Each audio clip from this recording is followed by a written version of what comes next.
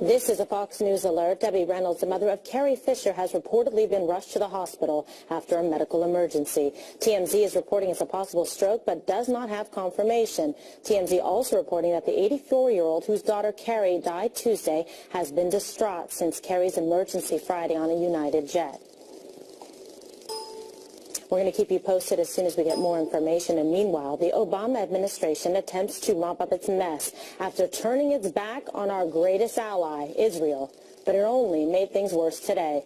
Earlier, Secretary of State John Kerry delivered what seemed like a never-ending address defending the administration's decision to let the UN condemn Israel for building settlements in the West Bank and East Jerusalem. It was a stunning scene to watch America's top diplomat publicly rebuke our longtime friend. Because the two-state solution is the only way to achieve a just and lasting peace between Israelis and Palestinians. It is the only way to ensure Israel's future as a Jewish and democratic state. It is the only way to ensure a future of freedom and dignity for the Palestinian people. Regrettably, some seem to believe that the U.S. friendship means the U.S. must accept any policy, regardless of our own interests, our own positions. They fail to recognize that this friend, the United States of America, that has done more to support Israel than any other country. A short while later, Israel's prime minister fired right back. Benjamin Netanyahu outraged that Secretary Kerry would be critical of his country at a time when the Middle East is going up in flames. I must express my deep disappointment with the speech today of John Kerry, a speech that was almost as unbalanced as the anti-Israel resolution passed at the UN last week. In a speech ostensibly about peace between Israelis and Palestinians, Secretary Kerry paid lip service to the unremitting campaign of terrorism that has been waged by the Palestinians against the Jewish state for nearly a century.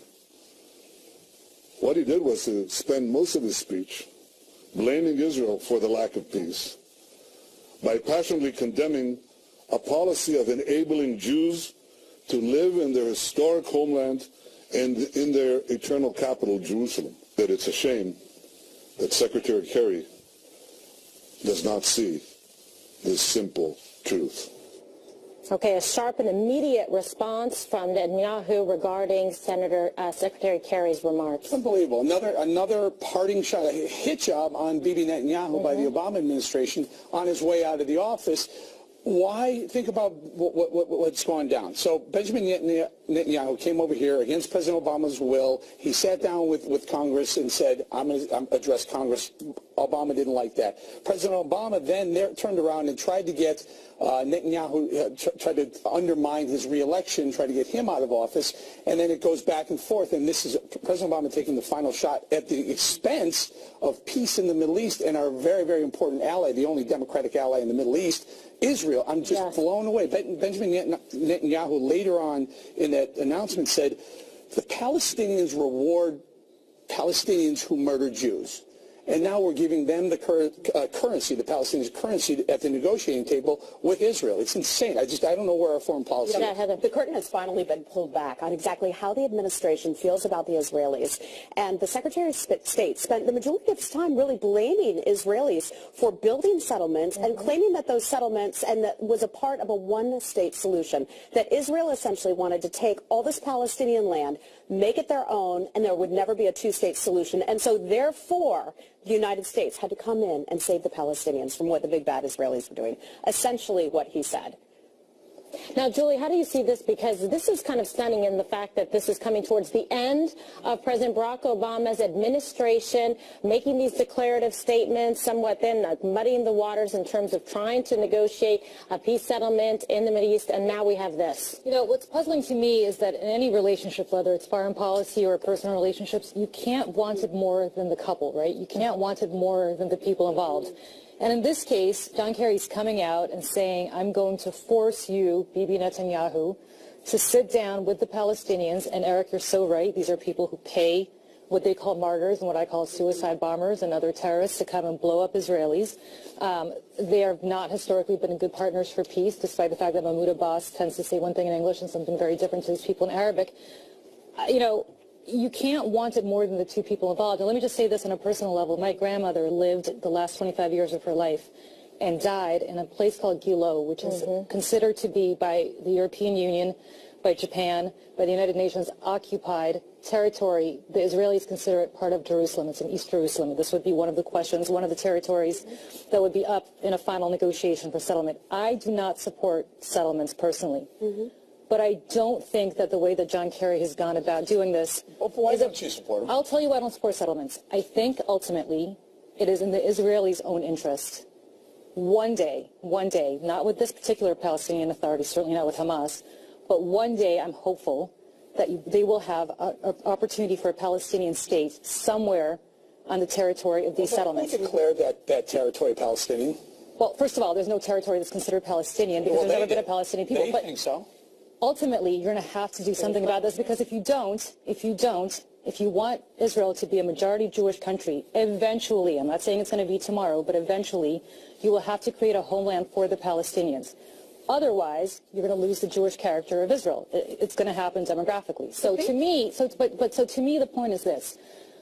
I understand what John Kerry's doing. I don't understand what the point of it is out the door, saying to two people who have no... He's defending his boss and saying nobody's better to Israel. Maybe, but they're so afraid of the Donald Trump administration and how they will handle Israel that they tried to pull the pin on the grenade. In fact, they did pull the pin on the grenade and threw it right there in the middle of Israel today. One interesting thing to note, when you heard John Kerry speaking about Hamas, he referred to Hamas as a militant group, okay, which is very different from a terror group. By the way, the U.S. State Department considers Hamas to still be a terror group. This is the organization that encouraged attacks on Israelis. That was practically the start of a third intifada, when they were encouraging them to go out and just stab civilians and run over and kill civilians with cars. And that was a huge problem that they had two years ago in 2014, and still have to a certain extent. But interesting that he used that language. Okay, so we're going to have, this is President-elect Donald Trump on his remarks regarding the economy. Take a listen. I was just called by the head people at Sprint, and they're going to be bringing 5,000 jobs back to the United States. They're taking them from other countries. They're bringing them back to the United States. And Masa and some other people were very much involved in that, so I want to thank them. And also OneWeb, a new company, is going to be hiring 3,000 people. So that's very exciting. So we have a combination of Sprint for 5,000 jobs, and that's coming from all over the world, and they're coming back into the United States, which is a nice change. And also OneWeb, 3,000 jobs. That's a new company. And it was done through Masa, and a terrific guy, and we appreciate it. Okay? Mr. President-elect, did you speak with President Obama today? I did. He phoned me. We had a very nice conversation. Did you bring up any of your concerns about these roadblocks? We had a general conversation. I think the Secretary's speech really spoke for itself, but we had a very general conversation. Very, very nice. Appreciate everybody calling. President, you've been critical of the UN lately. Do you want the United States to leave the UN? Are you considering that move? The UN has such tremendous potential, not living up to its potential. There is such tremendous potential, but it is not living up. When do you see the United Nations solving problems? They don't. They cause problems. So if it lives up to the potential, it's a great thing, and if it doesn't, it's a waste of time and money. Okay, thank you very much. And that was President-elect Donald Trump making some remarks. Reporters eagerly awaiting that, talking about the economy, jobs added with Sprint, and then also touching on the United Nations, which he has been critical of in the past, saying that it is a waste sometimes of money unless they live up to their potential. So sort of encouraging them to do great things in the future versus being part of the problem. Eric, your reaction? So President Obama called Donald Trump. They made it very clear that Obama phoned him. I'm sure it's something like, hey Donald, are we good? Because this whole UN thing, you sure we're good? You sure? Okay. I think Obama cares make sure we're good, You right? think he cares? No. I don't think he cares. Listen, I think President Obama he'll care when Donald Trump starts signing all these executive orders over, undoing some of these resolutions that President Obama signed. But I got to say, I was hoping for a little bit more teeth to the economic part of the announcement. He is pointing out that jobs, what he ran on keeping jobs in America, he's doing that to get another company added to the list. Okay, so America first and promoting the economy here. Tell me, get your thoughts. He should do more of these type of press conferences. I mean, this one was a little brief, but it's exciting to him at least to see him stand and answer questions. But he's going to, Trump has this thing, he attacks online and then